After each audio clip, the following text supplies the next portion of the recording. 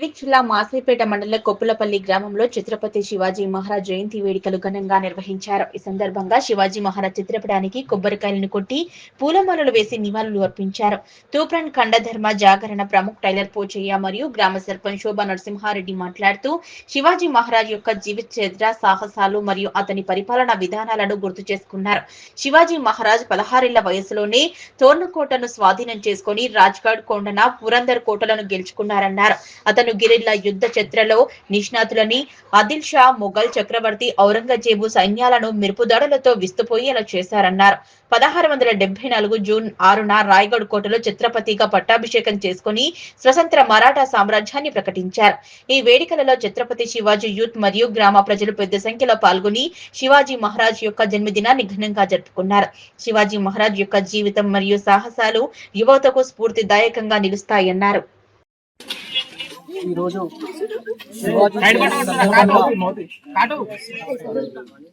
ప్రతి ఒక్కరూ ఈ దేశభక్తిని అవలంబించాలని కోరుతున్నాం.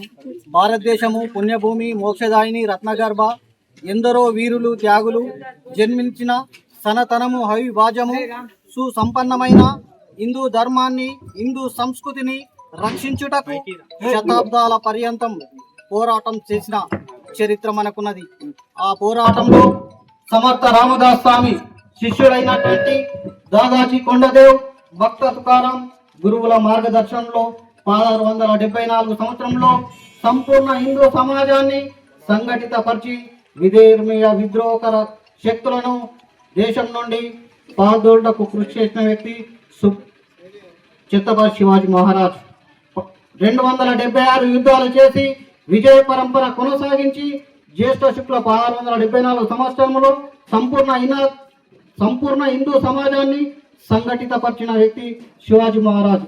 అలాంటి వారిని ఇలా మనం స్మరించుకోవడం, ఇక్కడ గ్రామంలో విగ్రహం గిట్లా ఏర్పాటు చేయడం సంతోషంగా ఉన్నది. కాబట్టి యువత దేశభక్తితో, ఈ దేశం కోసం, ఈ ధర్మం కోసం, ఈ సమాజం కోసం నేను గిట్లా కొంచెం టైం ఇస్తా అనే ఆలోచనతో ముందుకు పోవాల్సిన అవసరం ఉందని కోరుతున్నా. భారత్ మాతాకి జై. మన కుప్పలపల్లి గ్రామ సర్పంచ్ గారికి, ఉప సర్పంచ్ గారికి, ఇక్కడికి ఇచ్చేసిన యువకులకు,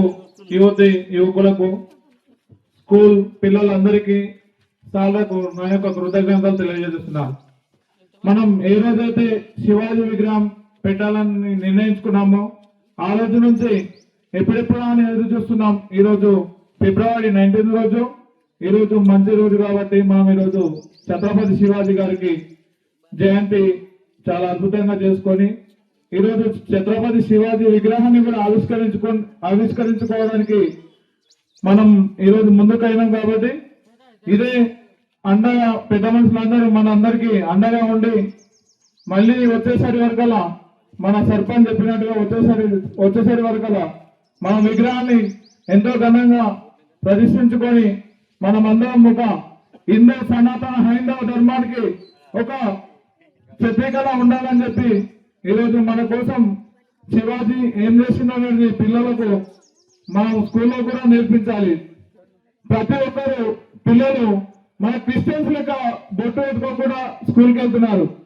కొంచెం పిల్లలు కూడా మీరు అవగాహన తెచ్చుకొని పొద్దున లేవగానే మనం ఎంత టైం లేదు, కొద్దిగా చిన్నగా ఒక కుంభం పెట్టుకొని మన స్కూల్కి వెళ్తే మన గౌరవాన్ని కాపాడిన వాళ్ళం అవుతాం. ప్రతి ఒక్కరు నూతన మొత్తం పెట్టుకొని స్కూల్కి వెళ్ళి వచ్చేసరికి కూడా అలానే ఉంటే మీ ఆ గౌరవం కూడా చాలా గొప్పగా ఉంటుంది.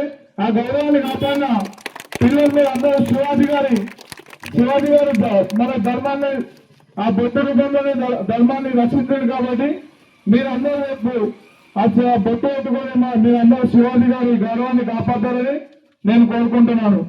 నాకు టైం ఇచ్చిన పెద్దలందరికీ కృతజ్ఞతలు తెలియజేస్తున్నాను. ఛత్రపతి శివాజీ గారి సుమారుగా 400 సంవత్సరాలు, 396 సంవత్సరాలు పూర్తి చేసుకుని ఈరోజు జయంతిని వేడుకలు మనం కొప్పలపల్లి గ్రామంలో నిర్వహించుకున్నాం. అదేవిధంగా ఇక్కడ శివాజీ యూత్ అసోసియేషన్ మరియు మొత్తం టోటల్ గ్రామ యూతర్లందరికీ కూడా నేను కృతజ్ఞత తెలుపుతున్నాను. ఎందుకంటే ప్రతి దగ్గర కూడా మన ధర్మాన్ని పాటించడము ముఖ్యమనేది వీళ్ళ ద్వారా మనందరికి కూడా విలేజ్ అందరికి కూడా సూచనలు ఇస్తున్నారు. చాలా సంతోషమైనటువంటి సంప్రదాయం ఇది. ఈరోజు శివాజీ అంటే ఒక వ్యక్తి కాదు, ఒక శక్తి కాదు, ఎంతో మందికి శక్తినిచ్చినటువంటి యోధుడు, మహావీరుడు. ఆయన సొంతంగా ఒక గెరిల్లా దళాన్ని ఏర్పాటు చేసుకొని, గెరిల్లా అంటే తనకు తనుగా ఒక సైనిక వర్గాన్ని ఏర్పాటు చేసుకున్నటువంటి వ్యక్తి. మన హిందూ సమాజాన్ని, హిందూ సాంప్రదాయానికే ఒక ముఖ్యమైనటువంటి దారి చూపినటువంటి వ్యక్తి.